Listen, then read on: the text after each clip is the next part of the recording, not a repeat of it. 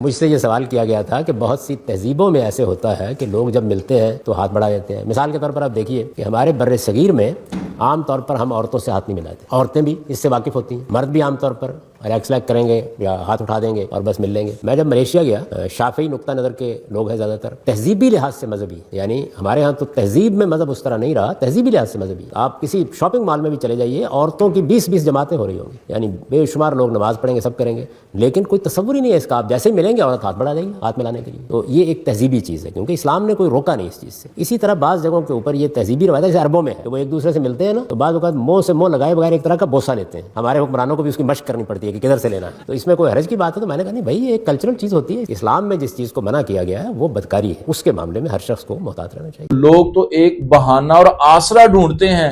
آپ نے لوگوں کو یہ ایک آسرا مہیا کر دیا کہ مرد عورت کے ساتھ ثقافت اور تہذیب کے روپ کے اندر رہتے ہوئے اگر آپ کی تہذیب ہے، آپ کی ثقافت ہے کہ مرد عورتوں کے ساتھ ہاتھ ملاتے ہیں تو آپ ملا سکتے ہیں۔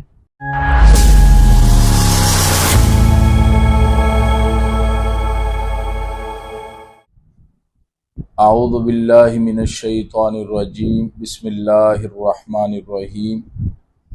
لقد کان لکم فی رسول اللہ اسوۃ حسنہ، صدق اللہ العظیم۔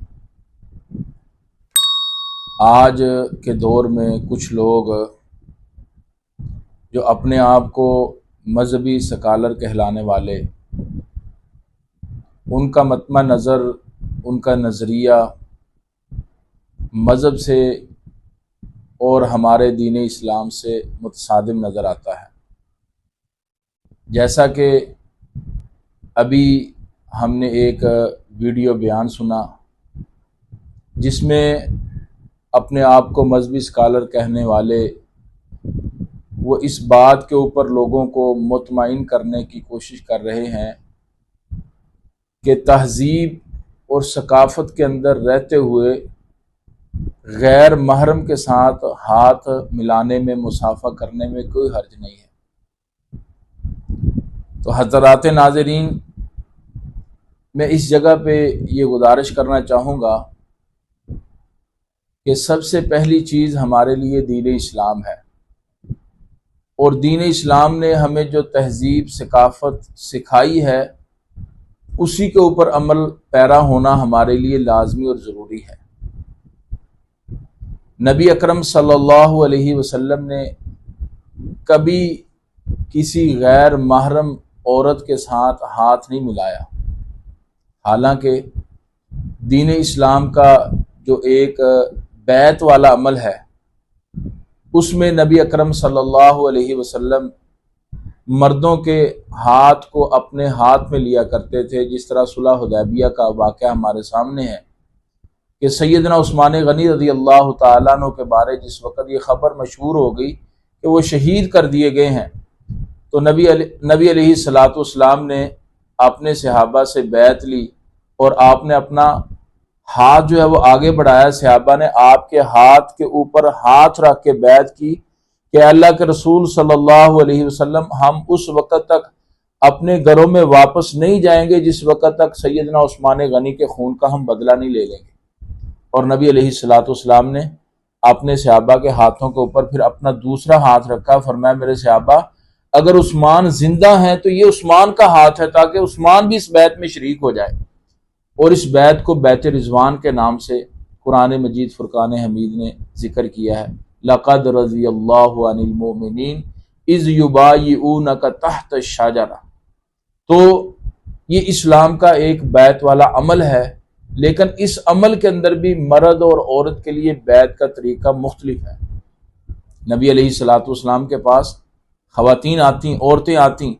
لیکن نبی علیہ الصلوۃ والسلام نے کبھی بھی کسی خاتون سے بیعت لیتے ہوئے اس کے ہاتھ کو اپنے ہاتھ میں نہیں لیا،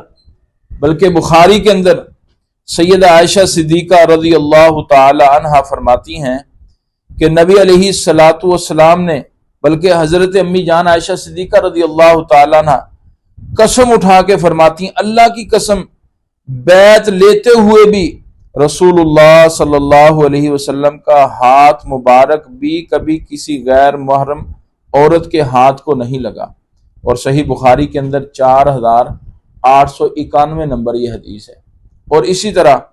نبی علیہ الصلوۃ والسلام کی صحابیہ حضرت امیمہ بنت رقیقہ رضی اللہ تعالیٰ عنہ فرماتی ہیں کہ ہم نبی علیہ الصلوۃ والسلام کے پاس آئیں بایات رسول اللہ صلی اللہ علیہ وسلم فی نسوۃ، کئی ایک عورتیں ہم رسول اللہ صلی اللہ علیہ وسلم کے پاس بیعت کے لیے آئیں تو نبی علیہ الصلوۃ والسلام نے ہم سے بیعت لی، اور نبی علیہ الصلوۃ والسلام نے جس وقت ہم سے بیعت لی تو آپ کی وہ بیعت زبانی تھی۔ آپ علیہ الصلوۃ والسلام نے اپنی زبان سے کہ تم کیا اس بات پہ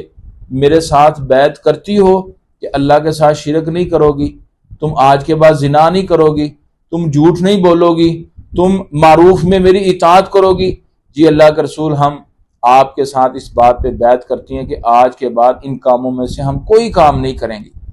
تو حضرت سفیان بن عیینہ فرماتے ہیں، جو اس حدیث کے راوی ہیں، کہتے ہیں کہ جس وقت نبی علیہ الصلوۃ والسلام نے یہ عورتوں سے بیعت لی، قلت یا رسول اللہ بایئنا،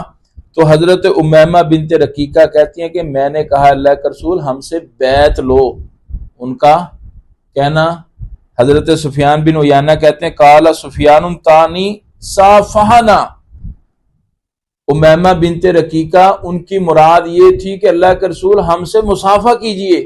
جس طرح آپ اور مردوں کے ہاتھ کو اپنے ہاتھ میں لے کے بیعت لیتے ہو اسی طرح ہم سے بھی بیعت لیجئے۔ تو نبی علیہ الصلوۃ والسلام نے فرمایا کہ تمہاری بیعت یہی ہے جو میں نے تم سے لے لی ہے، اس سے بڑھ کے اور کچھ نہیں ہے، کہ نبی علیہ الصلوۃ والسلام نے کسی عورت کے ہاتھ کو اپنے ہاتھ میں نہیں لیا بیعت کے لیے۔ تو حضرات ناظرین، نبی علیہ الصلوۃ والسلام نے جس وقت کسی عورت کے ہاتھ کو اپنے ہاتھ میں نہیں لیا، کسی عورت سے مصافحہ نہیں کیا، آپ نے کسی غیر محرم عورت کے ہاتھ کو اپنا ہاتھ تک نہیں لگایا، تو آج جو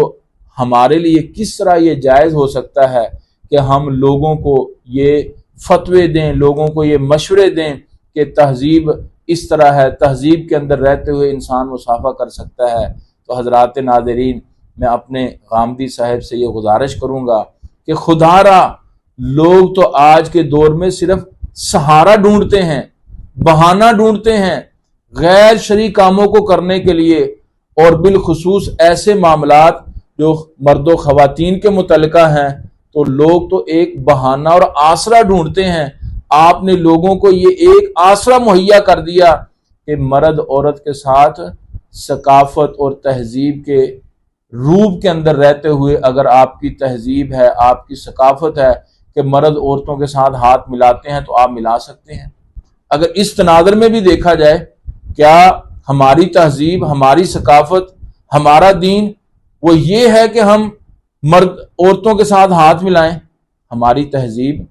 ہمارا دین وہ قطعاً اس بات کی اجازت نہیں دیتا۔ وہ ایک بات تھی جو سنی تھی کہ بھوک تہذیب کے آداب مٹا دیتی ہے۔ میں آخر پہ یہی کہوں گا کہ اغیار کی خوشنودی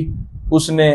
ہمارے غامدی صاحب کو وہ دین کے آداب بھی بلا دیے۔